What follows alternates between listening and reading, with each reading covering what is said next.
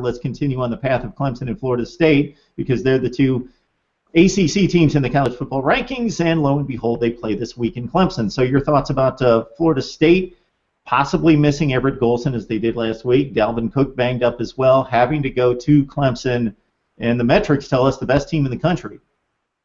Yeah, they do not have an easy task at their hands this Saturday. It's unbelievable, as you said, that Florida State, who is used to being a multiple touchdown favorite against almost anybody they have faced over the years, and winning so many consecutive ACC games is not just an underdog, but a double-digit underdog at Clemson. Clemson has by far the biggest advantage at quarterback. You could argue they have an advantage at quarterback against anybody they would play in the country. But Florida State does arguably have the best tailback in the country, potentially even better than Fournette, in Dalvin Cook, though he's not necessarily 100%, but he did take some time off against Syracuse, so we'll see how that gets worked out. Quarterback position, I think you can make the argument that McGuire is actually a better quarterback, so it will be interesting to see who Jimbo gives the nod to. And then, they have skill position players who are five-star recruits who could get it done. But they're going to have to score a lot of points on Clemson. One thing we saw in the North Carolina State-Clemson game this past Saturday was that Clemson got punched in the mouth, and they responded. They got punched in the mouth again, and then they just took over the game. So that was really impressive to me by Clemson, and that, even if we see an initial onslaught from Florida State on Saturday, Clemson's more than capable of responding and still emerging victorious. Okay, Robert, I'm not begging for people to tune us out a few minutes from now, but I want you to prepare your best 30 seconds to 60 seconds on Wake Forest. I care. I want to hear it. And you're really not that bad. You've played some close games against some decent teams. So I want to hear a little bit about Wake Forest a little bit later. But now we're going to hit you up, Brittnee, on Clemson and Florida State. So it's crazy that this has been the matchup for the last several years, the matchup. The other division aside, it's been kind of a de facto ACC championship game. Florida State's owned it, even when it appears as though Clemson's been ready to take the mantle. And now Florida State's such an underdog, but it seems as though there's still that barrier for Clemson, and we're going to see what happens Saturday night.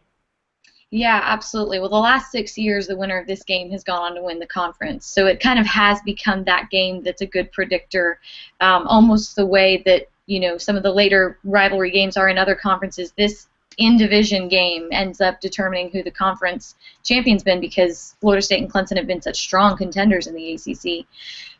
What's interesting to me is that we're here in the beginning of November, and we have a little bit of, I guess you would call it a quarterback controversy or perhaps more of a quandary. But it's really interesting to me because last year, this game, Florida State against Clemson at Doak Campbell, was the game where Jameis Winston was suspended and Sean McGuire played, and Florida State ended up beating Clemson in overtime. And I grabbed his stats actually from that game before we came on air. He went 21 of 39 for 304 yards for a touchdown. His long pass of the evening was 74 yards. Those are almost exactly the same stats that he had last week against Syracuse, which is the 115th ranked defense in the country. He went 23 of 35, 348 yards, 3 touchdowns, so better on touchdowns. Long was 75 yards as opposed to 74 yards last year. So I think if I was a Florida State fan, I know there's a lot of people that are saying Sean McGuire might be the guy to send out on the field because he's done this against Clemson before.